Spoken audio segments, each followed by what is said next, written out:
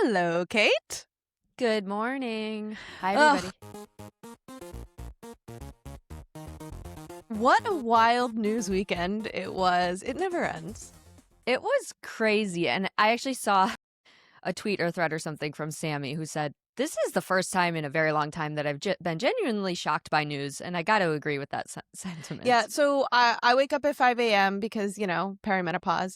And I wake up and I open my Instagram and I see a post from Motherhood for Good announcing that Lindsey Graham has died with the headline, wait, what? And I was like, wait, what? Yeah.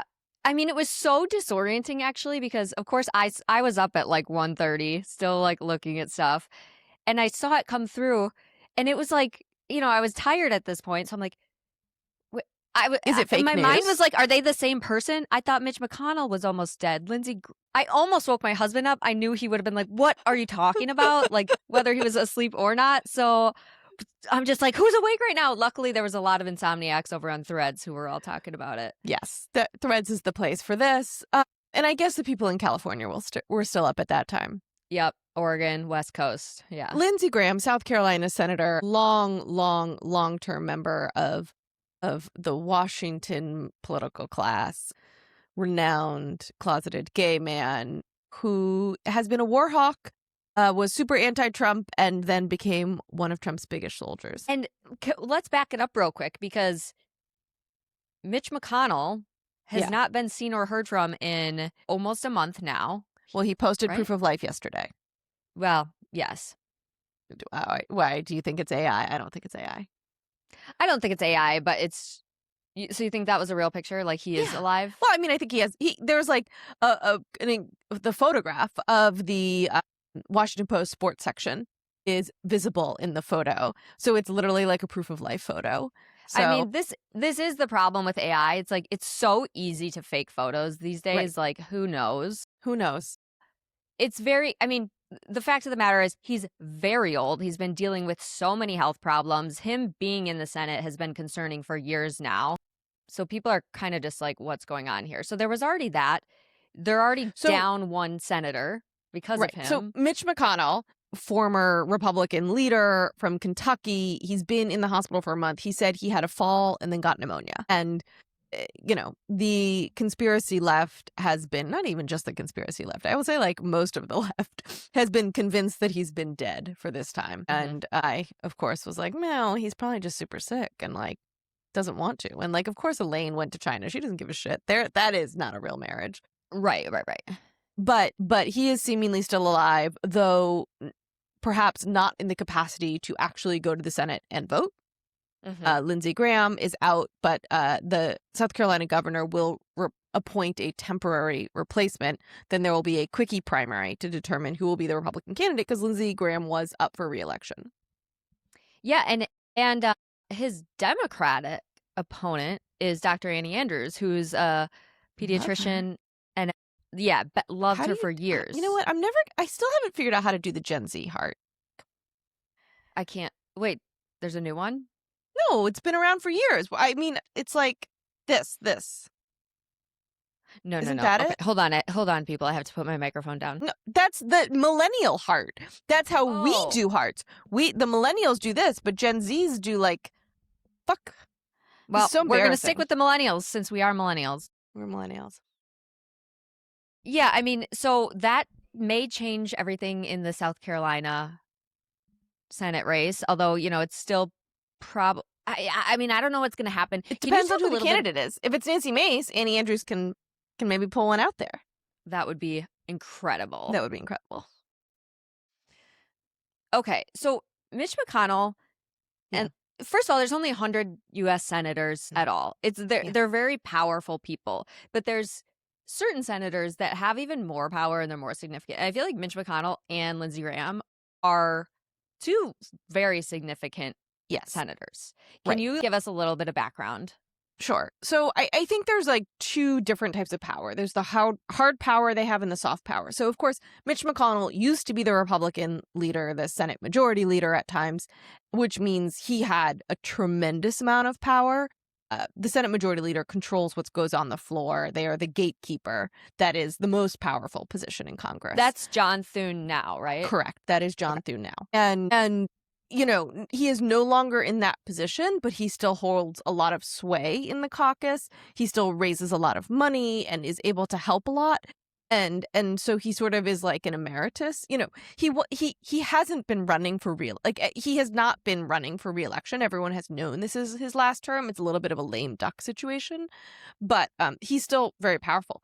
Lindsey Graham he was not ill. He had I've been trying to learn about what it was. It was essentially this sort of type of plaque he had in his aorta, and it like broke a vein in his heart. And apparently he was expressing to people that he wasn't feeling well, and they said, you should go to the hospital. And he said, I'll go after the Sunday shows. And so, like many a boomer man refused medical care, many of us had this type of condition, especially in men of a certain age, or probably women too. Weekly disclaimer that we are not doctors. It took 6 minutes for us to discuss health problems. I already discussed perimenopause. It can be worse in long flights with the pressure of, and he had just come from Ukraine, and he was about to.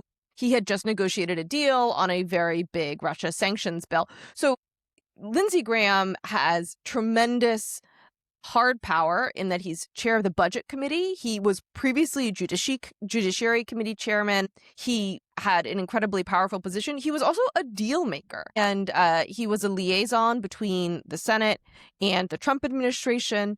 And I think one of the things that people don't really understand is they only sort of see the end results of where things end up, and like all the Republicans voting for a bill, for example. But they don't really see the sausage getting made, which is that it's not as if all Republicans are constantly falling in line. They are working to get themselves there. And Lindsey Graham was a huge negotiator, both within the Republican caucus and with Democrats. Like a little bit of a sideline here, you know, I got a comment about Susan Collins recently being like, you know, Susan Collins generally, you know, votes with Republicans 99% of the time. I don't know if that data is correct. And I was like, yes. However, she is a moderating force on what she is willing to vote for, right? So you can come up.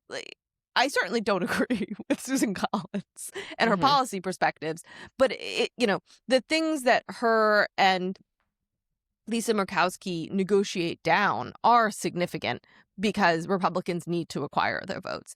And Lindsey Graham was someone who was a negotiator within the caucus. And even when I was working on Judiciary Committee, we would often, if we needed a group of Republicans to join us in a bipartisan fashion on a bill, because you need 60 votes to get shit passed in the Senate, we would go to the Graham office and they would be able to go and negotiate with other Republicans. And they've always had that capacity. And so they are losing someone. And he was, some members of Congress are figureheads. They are out there. They can kiss babies and shake hands and raise money, but they are not actually doing the work inside the building. And Lindsey Graham was not one of those people. He was working hard. People, a lot of Republicans in their eulogies of him are calling him like a happy warrior. And I think that he was. Like, I think that he really was. He had a love of the game, and he was very passionate in his extremely pro-war, hawkish foreign policy stances and social conservatism and anti-taxes.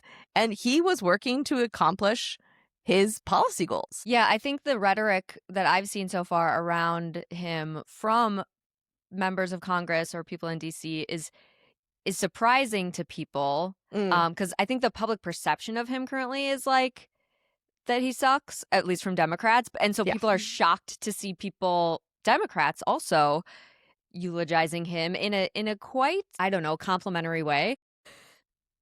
Yeah, and people, it's very interesting now what is happening in social media conversation when a political figure dies, which is like you see a bunch of people saying, don't say anything mean. And then you see a bunch of people saying, how dare you say anything nice? And it's like, I don't know. As always, I think the answer is probably somewhere in the middle. But I mean, as always, it's like, can we just, again, we have bigger fish to fry. I mean, also let's just let people say what they're going to say. Let people say what they're going to say. They're going to say it. But I do think it's interesting to just observe what people are saying. And like, I'm not going to be out there telling Amy Klobuchar that she shouldn't have written a love letter. But if I was advising her, I would have been like, could you maybe have still said something respectful that wasn't quite so loving? I don't know. Well, and I think it's interesting, Amy Klobuchar's eulogy of Lindsey Graham, which starts out talking about his personal history, which I do find really interesting. Lindsey Graham grew up living on top of the bar that his parents owned when he was a teenager. His parents died, and he had a little sister, and he adopted the little sister so he would be able to take care of her. And when discussing his complete and utter lack of public personal life, people have always been like, he martyred himself for his sister, and the sort of hardship of his youth impacted that. And I think that, there's probably a lot to debate about. Maybe he was just a closeted gay man. Interestingly, an influencer went public saying that they were paid for sex by Lindsey Graham, which is like, did the NDA expire? Question mark.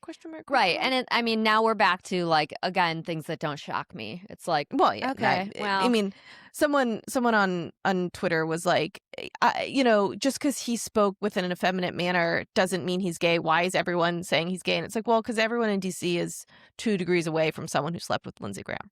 That's the answer. Yeah. It's like, same story, different day with the Swalwell stuff. It's just like when enough people say they know something. Right. This will not hold in a court of law, but in a court of vibes, we pretty much know what the verdict is, This is a new segment here on the Actually Pod, the Court of Vibes. This is not legal advice or gay, even knowledge. Wait, but so you're saying he died from the heart thing, the plane thing. He didn't get killed by the people he was just with? And the Russians, what are they? They love to poison people. You know what I mean? Well, I don't know that. Okay, can you give me just a quick backgrounder on Russian spies and poison and all of this? Well, there's obviously the whole Cold War history. Kerry Russell, the Americans, her I haven't watched husband. it yet, but I may. It's a good show. And her husband, oh my God, what's his name? Or partner, whatever. He's actually Welsh, and I consider him to be the most charismatic person in human existence right now. He's cute.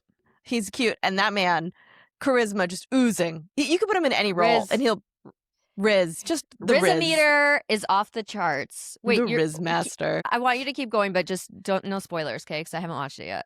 Okay, it's the Cold War, Kate. You know what happened. Okay.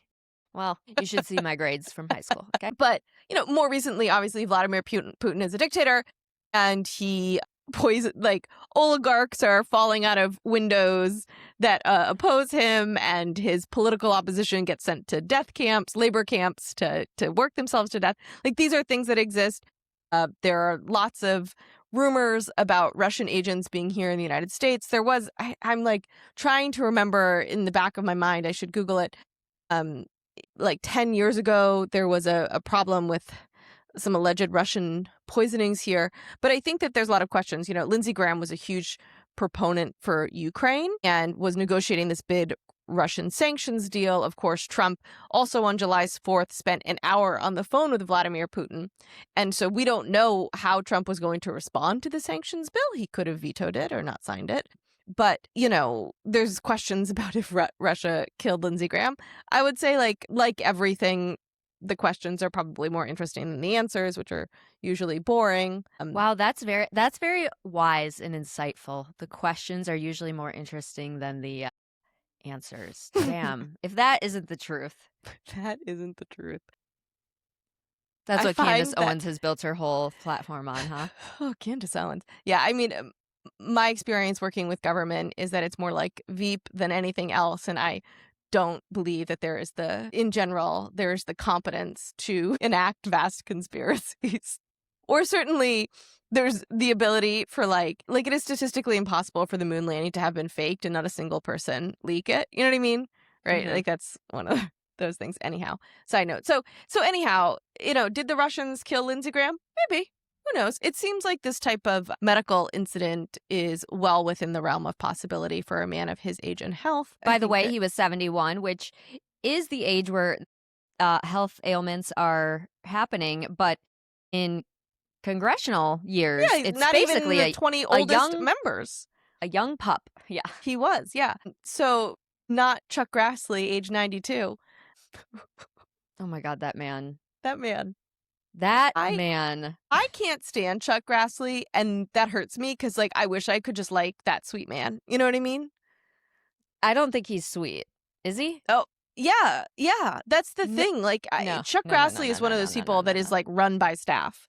I don't think that I don't. I think he is just an actor who's been acting as senator all this time, and he is not. I was in meetings with him a decade ago, and he would fall asleep, and then his staff would like run the meeting. Because again, a decade ago, he was in his 80s. Yeah, it was old.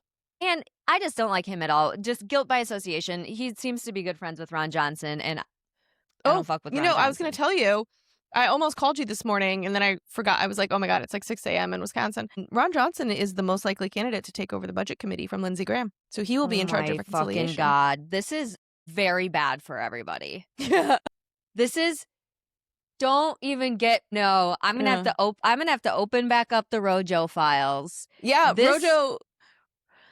Kate is Duffy's bad. coming for you. Should we talk about Candace Owens? Should we talk about what Congress is going to be doing this week? Should we talk about your weekend? What did you do this weekend? I have nothing to report. I went to a baby shower with a bunch of my girlfriends, and that was fun. And then just kid stuff, garden stuff. Is your garden not suffering from the heat? Mine is suffering so bad. It is, but I've been watering a lot. You have? Okay. Mm-hmm.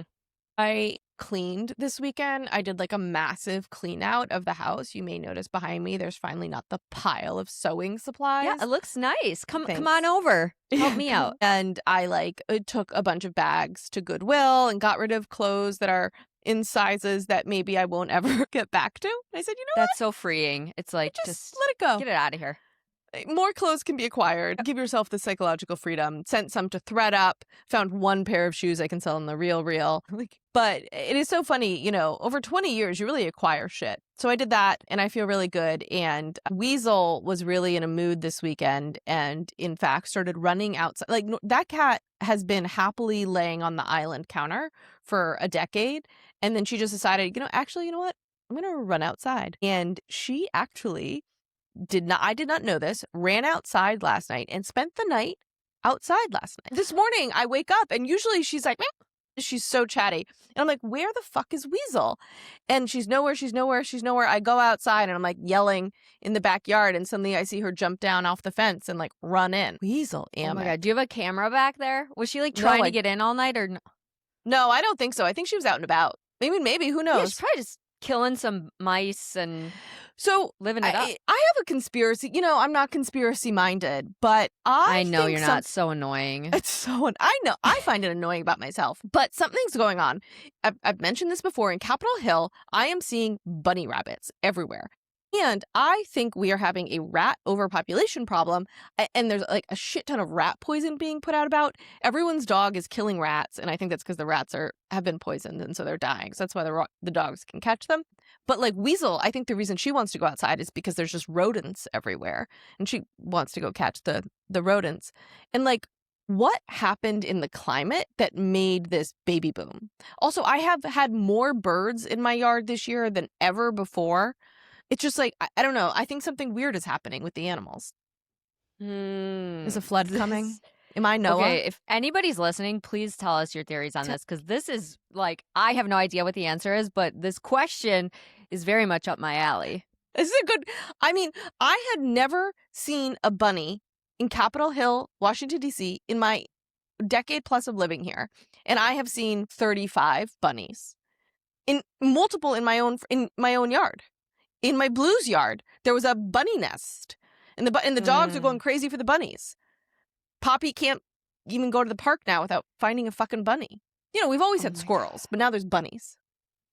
Well, we've always had bunnies too. I'm like, God, you didn't have bunnies before? No, yeah, what is it's a going city. On? I live downtown in a city. I don't know. I have no answer for that. Okay, what you wanted to talk about a conspiracy though? Okay. So as I was driving back from Chicago, I'm listening to a recent episode of The Daily, and then my mind starts going, and I'm like, oh shit, this is connected to this, is connected to this. So a story I've been working on and want to get more people involved with here in Wisconsin is we are a Midwest state right in the Great Lakes. So lots of data centers going in, lots of data center opposition. If you're listening to this, you probably are aware that this is one of the issues that seems to be grabbing the public's attention on both sides and has quite a bit of bipartisan consensus or opposition. And I feel like politicians haven't really figured out how to address that. So that's one issue. But so recently, one of the big ones being built right on the lakeshore up in Port Washington, which is just north of Milwaukee, is being built by a company called Vantage. They are the data center developer, but we have recently found out that the main tenant is Oracle, which is the huge big tech company, been around since the 80s, big player in data infrastructure, cloud computing type of stuff. This was the data center that really kicked off a lot of the fight, at least here in Wisconsin, because everything was kind of done before the public really knew what was going on. So a lot of people are talking about we need a moratorium, we need to stop planning these, and there's a lot of communities that are pushing back on data center proposals. But this one was the train was already down the tracks. It's being built. I drove past it a month ago. It is just massive.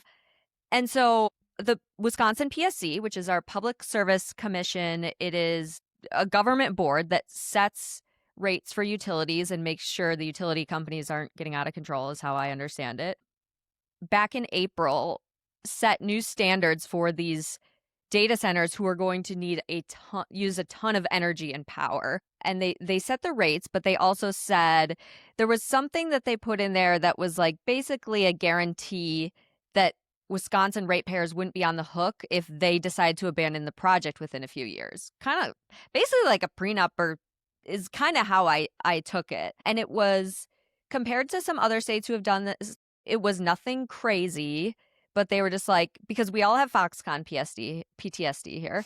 It was basically if you guys end up abandoning the project, because they have to build all this new power infrastructure to power this data center. And Oracle said no, and they're suing the PSC and they're suing the state of Wisconsin, which I think is crazy, because this is big tech coming in and slapping us down for a totally reasonable request, which I think is the whole story here. This is what I think Democrats should be really using as their messaging angle with the data center stuff.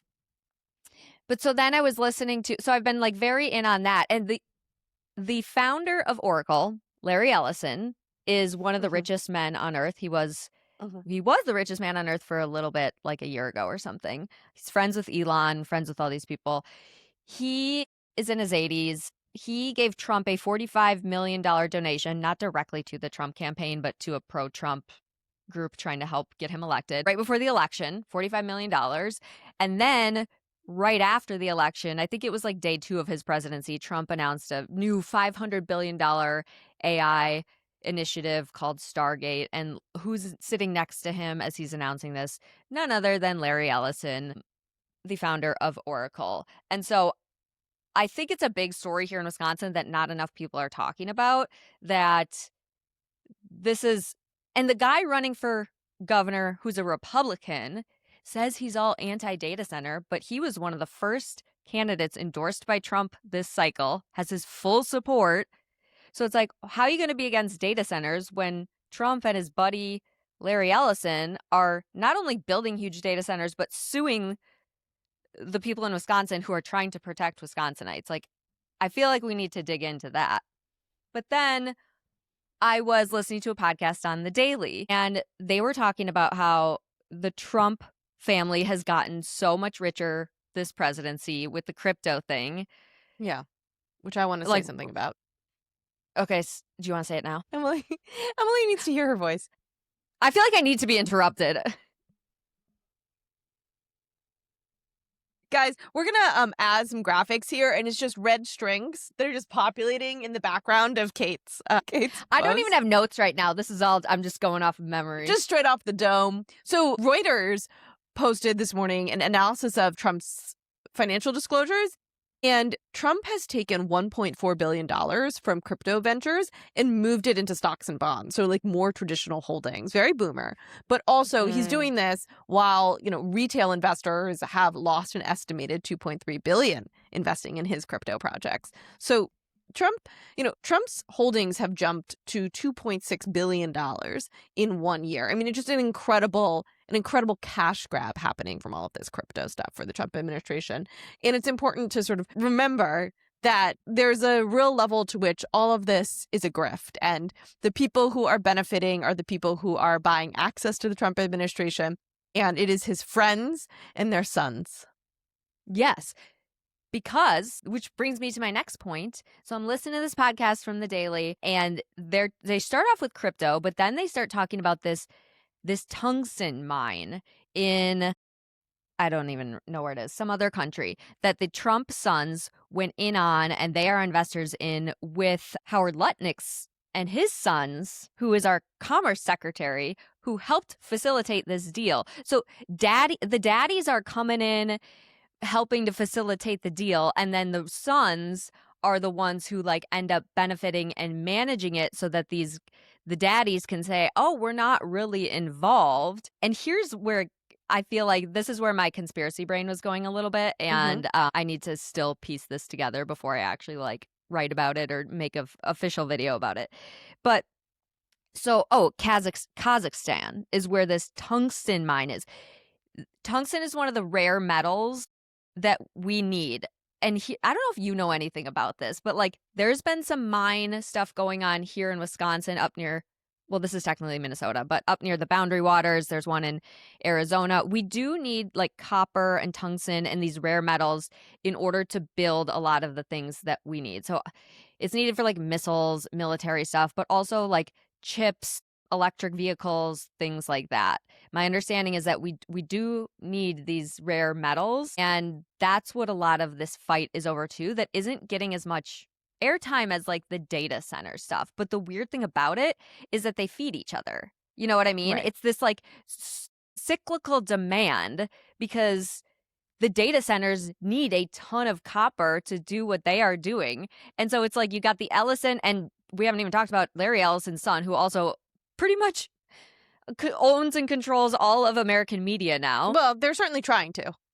Yeah. And so they've got the whole data center thing going. And then the Lutnick sons and the Trump sons now are really into the mine, and they're going to benefit from being the ones to discover this mine and these rare metals. And so anyways, I don't have a closing thought yet, but my head is starting to spin on like just all of these billionaire men who are involved in the administration, and their sons are just running our world. It is like it's like a movie. Yeah, and I mean, and look, the Labor Department, which is again run by a former industry insider, is now advancing a rule that's going to allow employers to load your 401k with private equity and crypto, and weakening workers' rights to sue over like very risky high fee plans. And this is exactly the type of thing this Trump administration is doing, right? Like they are making the rich richer and putting us at risk. And I'll say, like, the Trump administration, for all of its populist rhetoric that they use to get elected, is really screwing over everyday people. I'm trying to say 67% of Americans say cost of living is squeezing their household, and 63% name groceries as the top strain now. The New York Times has their the podcast, and I was listening to, they did an episode recently about like what is causing the rise of grocery prices, and I thought it was a really good episode. And they are interviewing people, and most people do not know the answer, which is, of course, the war in Iran and rising fuel prices and Trump's tariffs on China, which has caused rising fertilizer prices, soybean prices, like all of these things. And I will say what is interesting is 84% of Democrats want a crackdown on these prices, and 82% think politicians can and should fix the issue of rising grocery prices. And I mean, I certainly feel it when I go to the grocery, like $8.99 for eggs. I mean, are you fucking kidding me? It's crazy. I was just on a boat recently, and I looked, there was like the chips out, just like Ruffles potato chips, not even family size. It was like a normal size. And the little like stamped price on it was like $7.69 or something. Yeah. I'm like, that's $2.99. I know. Yeah, chips and cereal, it's like insane. But I mean, so when Democrats do talk about this, they seem to like, my mind first goes to like Warren and like a lot of, corporate greed, but I do think it's bigger than just corporate greed. It is international shipping policy and war and stuff. That's what's hard. It's right. Like we won't war in Iran. You know what I mean? Like Biden, no war in Iran. Trump, war in Iran. Like that's not good. That's not good messaging. And one of my things that drives me most crazy is when people are like, you know what Democrats should do? They should talk about the issues that affect people at their kitchen table. It's like, no fucking shit. That's been said in every messaging meeting I've been a part of in my 20-year career. You know what I mean? I know, I'm triggered by the kitchen table issues. Triggered. Phrase. It's like, everyone knows that people should be talking about that. I read a new Substack today where they're like, we're going to talk about how to fix Democrats' communication issues. And they're like, talk authentically. It's like, no fucking shit. You know what I mean? You'll have to send that to me after so I can roll my eyes. And so we can stick the fork in our eye together. It's like the Lady and the Tramp spaghetti, except it's you and I with the double-ended fork. Just like, yeah. So, it's not that easy to convey to people that Democrats are capable of fixing these problems, and also in a world in which people have decreasing confidence in anyone in the government's ability to actually do what they say they're going to do. You know what I mean? And Democrats are constantly shitting on Democrats. It's like, how do you even believe people? So I think that Mamdani is the first person with his government-sponsored supermarkets that has convinced people he's going to do something to lower food prices. But in actuality, it is probably going after international fuel prices, thinking about shipping, changing supply lines, doing more to help American farmers and bring farmers back to America, decreasing our reliance on imported Chinese commodities, right? Like all of these things, which are very, very hard and complicated, that do not relegate themselves well into sound bites. Mm-hmm.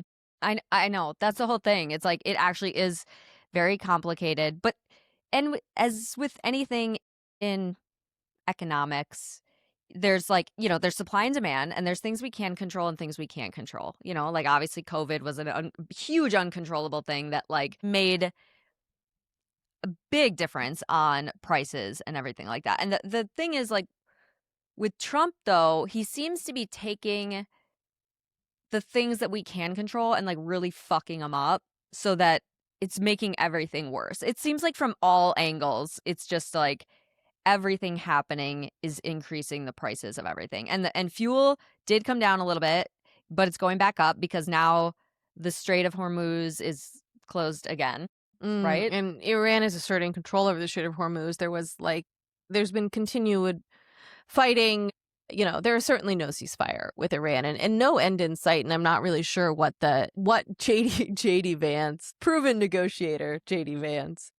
I mean, can we talk about JD Vance for a second? Because he's been on a little tear. He's been going and doing some podcasts recently. Whose? I mean, men's. I don't know, not things I listen to, but men with microphones. You know what I don't need in my life? Men talking inside my brain, Mm-hmm. That's never been a thing for me. I never listen to the Pod Save guys, and people are always like, why? I'm like, you know what? I don't need that so close to my, it's not for me. Yeah, I don't mind them. I listen to them sometimes, but I catch your drift. Remind me to tell you about something after this. Okay. We're gonna, if we ever get big, you guys, we will create a subscriber-only podcast where you guys can learn the things we tell each other after the podcast. Yeah, when we stop recording, that's when we do try to be very transparent and talk about stuff. But there is some stuff that we don't want to get sued, so it has to happen after we press stop. So we'll open that up for subscription, also, but you have to sign an NDA. I don't know. I will say the premise of this podcast is you guys get to listen to the voice notes that we would send us. We got on the call on the thing to record today, and we proceeded to talk for 45 minutes. I know. And we're like, wait, we're supposed to be recording a podcast. But I don't think we didn't waste any juicy stories. No, we didn't say anything of significance. I talked about my ongoing familial problems. Wait, what were we just talking about though? JD Vance. Oh yeah, JD Vance. So I mean, one of the big questions, it's the people that are being popped up from the administration that are going to be the Republican 2028 candidate are JD Vance and Marco Rubio, and it's as Jamil Bowie always says, like the two most juiceless guys ever.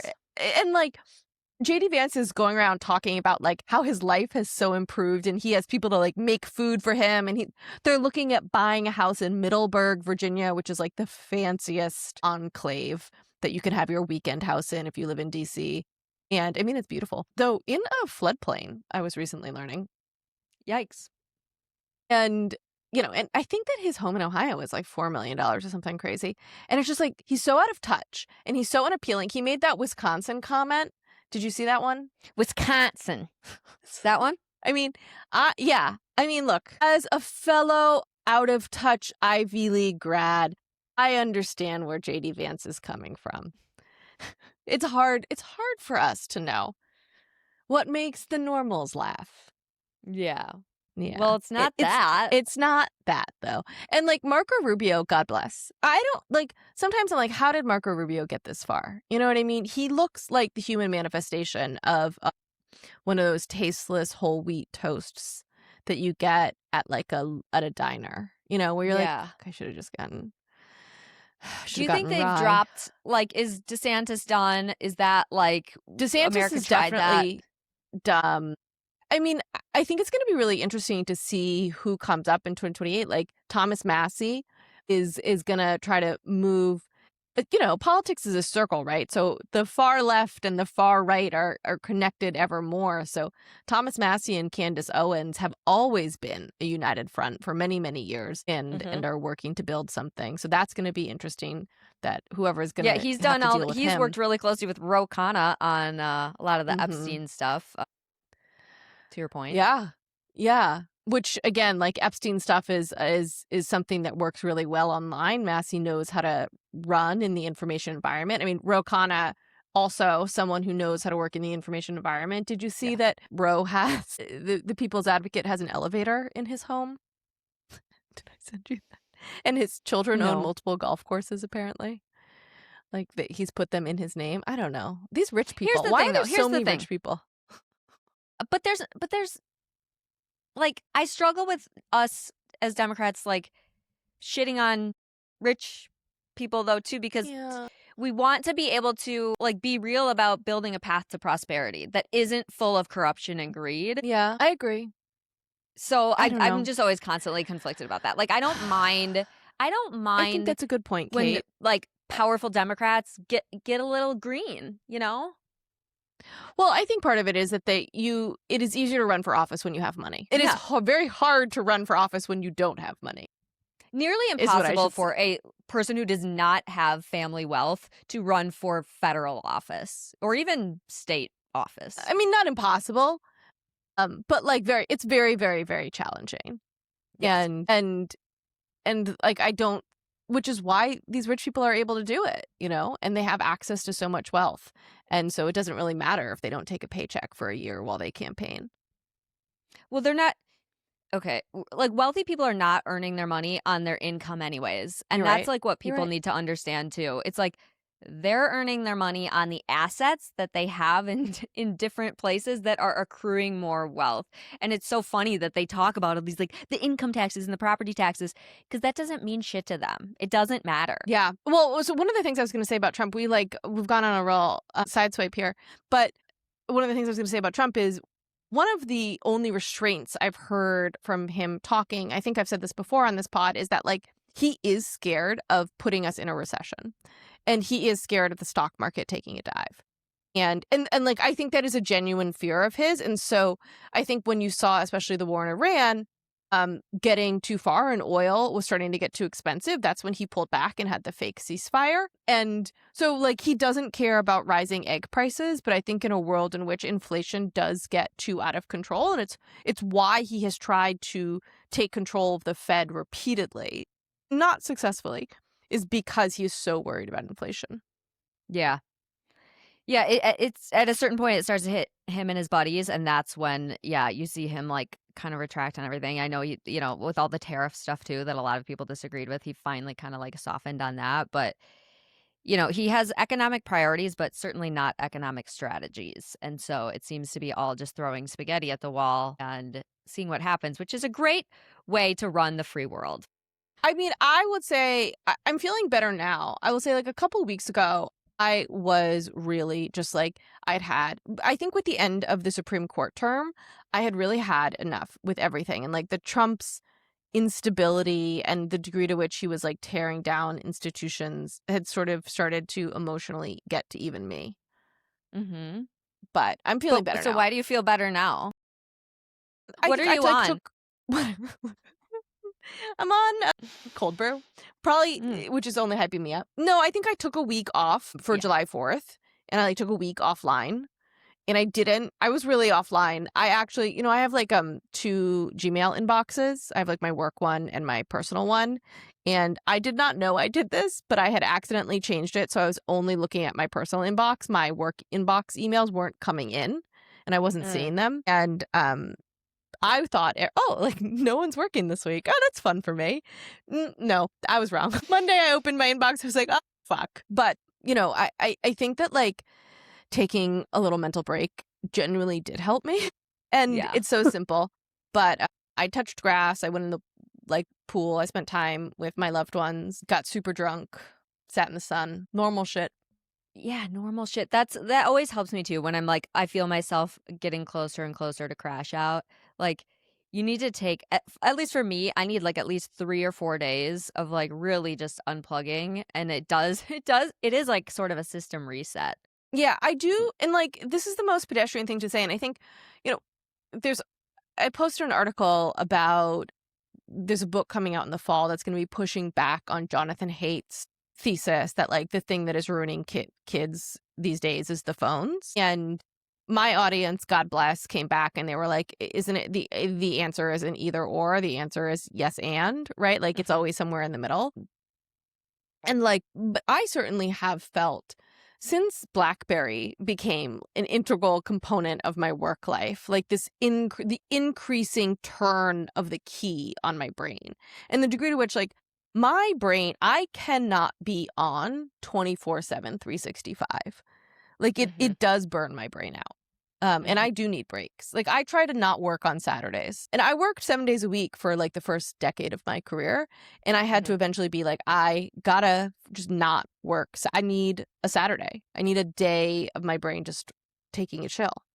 Yeah. And I think there's like real scientific data about our brains, especially as women, and what starts to happen. Because I am also starting to realize like I do need more breaks from it. Like my brain will like stop functioning and or I just want to freak out on everybody. Like I need to take breaks and I actually am like starting to need actual sleep and like cannot keep up at that pace anymore. It's just not tenable whatsoever. No, and like we're always multitasking and there's this data that shows that multitasking doesn't really exist. It's you switching between multiple things at the same time. And that does overpower the brain. And I think, one of my powers used to be my ability to do like really deep work. And I could sit down and I could work for 8 hours straight. And I am not able to do that anymore. You know what I mean? Like at all. Like my brain has really changed. I mean, you're still better at it than a lot of people. I feel like you'll sit down for a few hours and really like work on your writing and your Substack and stuff.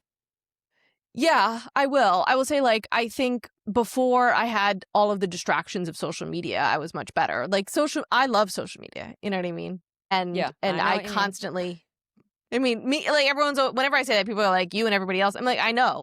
Yeah. It is modern day connection, in some form, whether we like it or not. It's like, it is also hell, It's a very specific drug that does, like, TikTok is the drug invented to best tickle my brain. It works so well for me. Like, the constant dopamine trickle and, like, the curiosity gap of what's next. Even though I find that the new American TikTok is not, like, I'm not satisfied. I'm not left satisfied. Well, I'd like to circle back and just let everybody know that a TikTok is now owned by Larry Ellison's son, and all of the data that whole contract was given to Oracle. So, as negotiated by Donald Trump, right? And again, it's like the alarm bells be going off everywhere. we're getting close to time. I did want to discuss an article about Emma Waters, who's a Heritage Foundation fellow, who is leading their anti-abortion pro-baby movement, as she's rebranded herself, but is really against all right, let's IVF. hear it. And, well, one of the things I've always argued is that the right is really good at manufacturing messengers for their message, and that people that don't necessarily hit now, but are building for that persuasion for the future. You know what I mean? And whereas they're with very the left, good at playing the long game. Yeah. they play a long game, and they do that with messaging as well. Whereas what Democrats do is they're like, who can we hire that can we get Aaron Parnas to do something? Has Brian Tyler Cohen commented? And it's not really like a persuasion campaign thinking about, if you're trying to convince people of something, when you first start talking about it, it's not going to do very well. So I have seen Emma Waters, her book came out recently. So as she was working towards her book launch, she's been posting on Twitter, and her tweets don't necessarily do that well, right? But she is funded by the Heritage Foundation. She probably has access to PR help and all of these things. She's got this glowing New York Times profile, as all of the conservative women end up getting these glowing mainstream media profiles with beautiful images. And, she is really helping to be the tip of the spear when it comes to this new war on women coming from the right. Because, of course, Jessica Valenti was talking about how she is the new Phyllis Schlafly, in that she's talking about women's place while herself being the breadwinner, very much using the advances of feminism to have a successful career in which she's in public and very much ownership of her intellectual property. But she is pushing for this thing called restorative reproductive medicine, which is the conservative anti-abortion movement's response to IVF. So, and I talked a little bit about this in a reel I posted last week, but one of the things that they are planning for, and this is, again, this future building, right? So in a world in which we have 14th Amendment fetal personhood, IVF is going to become extremely inaccessible. When all fertilized eggs are treated as legal persons, anything that risks losing one risks a murder charge or civil liability, you know what I mean, and all of these things. And certainly, as we saw in Alabama, legislation can be created to insulate for that, but it's extremely problematic. And at the end of the day, the anti-abortion movement doesn't want IVF to be accessible. They are against it. And that concept is not really readily accepted, I think, on the left right now, but I am telling you it is true. Believe me, please. It is true. Yeah. It is true. And it is a logical moral extension of their position, right? If you believe they have this fundamental moral belief that a fertilized egg is a legal person, why would they be for IVF, even though they are pro-baby? Also, there's always another young woman to produce more babies. And if people are struggling with how to wrap their head around that, just think of these people are everything is rooted in God and religion, right? So they are against anything where it's quote unquote playing God, which in their minds includes IVF. Yeah. And so restorative reproductive medicine is this concept of instead of doing IVF, we should be doing this Maha-like care of women's bodies to help them improve their ability to get pregnant. That's really all it is. But it is going to be provided as an alternative, and we've already seen RFK Jr. talk about it, and it is going to be increasingly saying, we're not banning IVF. IVF is harmful. It uses these harmful medicines. Birth control is awful. These medicines are terrible. We're trying to help women really, really access their true reproductive potential, and we're doing this other thing that's wholesome. And she's a big proponent of that. And at the same time, we are seeing heritage-led model bills in Arkansas, Texas, Oklahoma that have life begins at fertilization definitions, forced reporting on discarded embryos, and it is laying the groundwork for fetal personhood and steering couples away from IVF until, frankly, it's too late. And it's interesting to have that and have, I don't know if you saw the viral cut piece. Did you see that about IVF? About how the for-profit fertility industry is sort of lying to women who are saying you can get pregnant at 45, when in fact, at 45, your chance of starting IVF and eventually having a baby is like 3%, and you're going to spend $200,000, right? Like, and so it's interesting to have these two forces at play, and of course, like the answer is always somewhere in the middle, and capitalists exploiting people, and conservatives trying to create draconian legal regimes are like two very different things, and like two very different bad guys, and they're sort of being, I think, crushed in a lot of ways.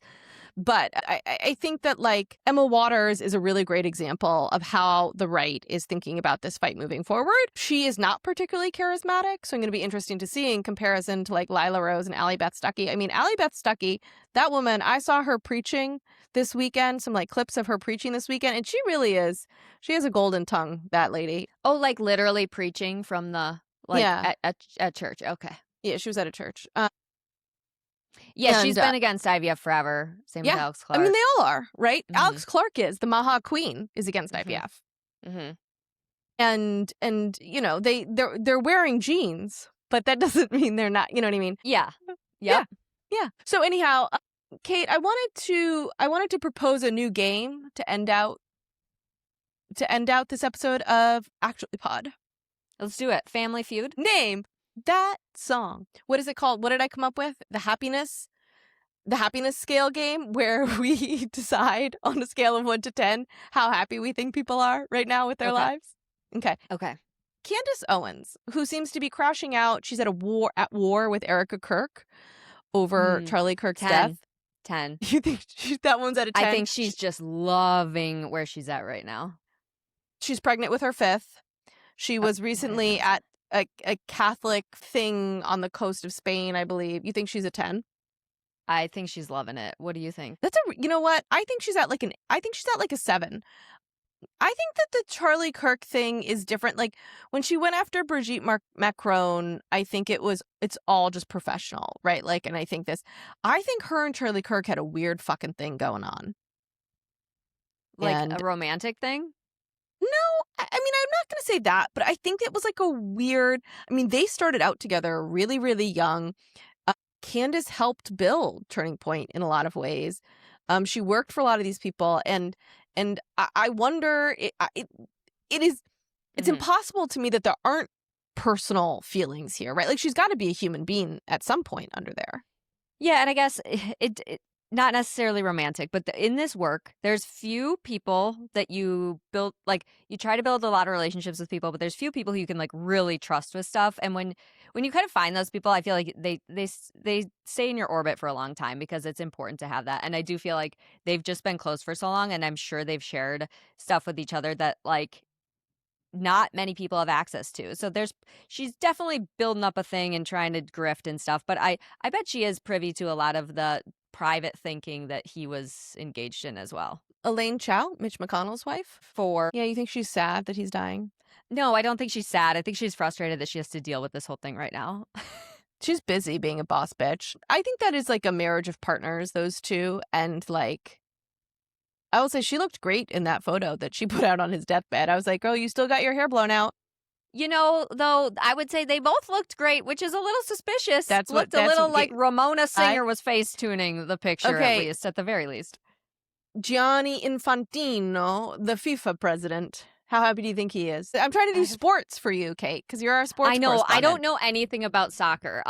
I have been forced to watch soccer, and TBH, guys, that's how you know it's true love with me, that I am literally watching sports. Can you believe it? And soccer.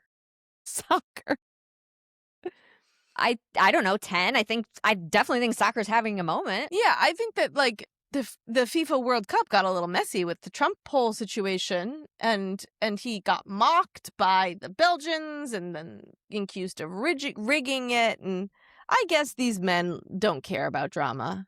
That's a blip in the radar, and all PR is good PR. Right. So, well, and neither of us watched the Love Island finale, but it seems to be everyone is happy with who the Love Island finale is. How happy do you think Taylor and Travis are? 8? Only 8? There was too much.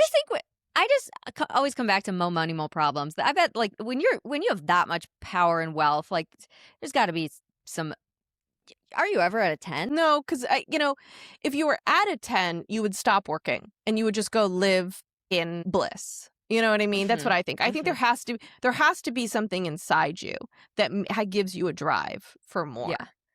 And in my experience, the people I know who are like the most powerful and rich and successful, they are never happy. Yep.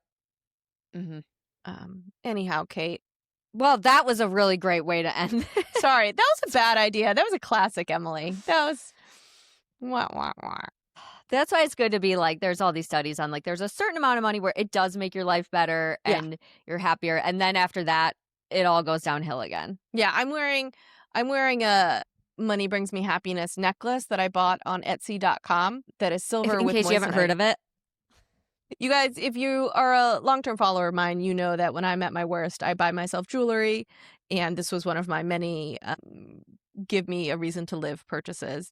And I was thinking about over the weekend, I was maybe perusing the Etsy app on my phone, and I was like, I can just go to the box and pull something out, and that's what I did. Well, also, though, you know what? Etsy has gotten it used to be like really legit with like good independent retailers on there making stuff. And now I feel like it's hard to even see there's so much crap in there too. There is, but I think there's been a crackdown. I think that Etsy has really tried. I feel like it's gotten better. For a little while, it was pretty bad, but I think it's gotten better. Okay. Well, thank you, Etsy. We appreciate you. God, who knows what kind of stories are going to happen this week before we talk again next week. We didn't even talk about what Congress is going to be doing this week. Anyhow, who cares? It's fine. Who cares? It'll happen or it won't. Anna Paulina Luna, she's just going to keep fucking shit up single-handedly from the great state of Florida. I mean, for all you girlies who are sad that Love Island is over, it's all right. Tune in to the United States Shit Show of America because we got all your drama right here for free. I got to be honest. We got to start covering Congress the way we would cover a reality show. I think that's a level of production you and I are not capable of, but it is so if anybody wants to fund filled. that, if you're listening and you'd like to help us fund that, call us. Call Emily. I don't answer my phone.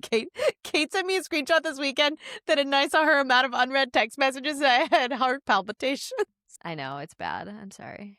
So if anybody, just you'll find me. Figure out how to get a hold of me and we'll talk. It's fine. I'm available. People know how to find me. All right, okay, Kate. well, everybody have a great week. You have I'm sure drink your water in an hour. Okay, I'll talk to you. Drink your water. Smash your Alanis. Go get them. Bye. Bye.